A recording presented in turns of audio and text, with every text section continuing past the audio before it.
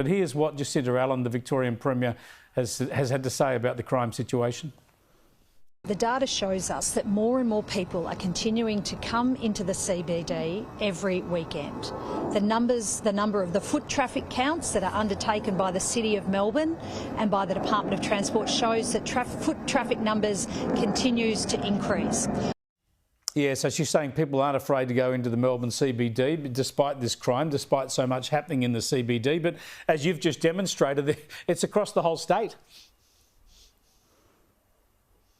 It is across the whole state, particularly in Melbourne, and I think what Jacinta Allan is referring to are the thousands and thousands of people who are coming in to protest every weekend, as they have for the last 2 years, and that's why under Brad Batten's protest registration scheme that he's pushing, along with some other fantastic policies including Jack's Law and break bail, face bail, that's why I have called for all protests in the CBD to be shut down. This is untenable, and it is a joke for this hopeless and incompetent Premier to say that the CBD is safe. The CBD of Melbourne is not safe. It is becoming more unsafe every single day under Jacinta Allan and the Labor government.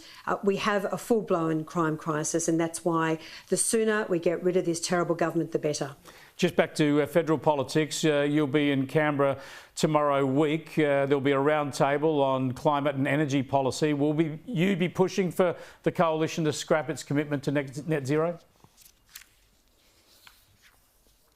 Yes, I have been, and I will continue to do so. One of the things that I know about winning elections and standing up for the Australian people is you can't sit on the fence. And I am concerned that there is an attempt to find some sort of compromise position. Net zero, frankly, Chris, is sending our country backwards. I would say it is the worst policy failure in living memory in this country. More and more Australians are seeing that it does not work. The Labor government has failed to reach these so-called 2030 and 2035 targets.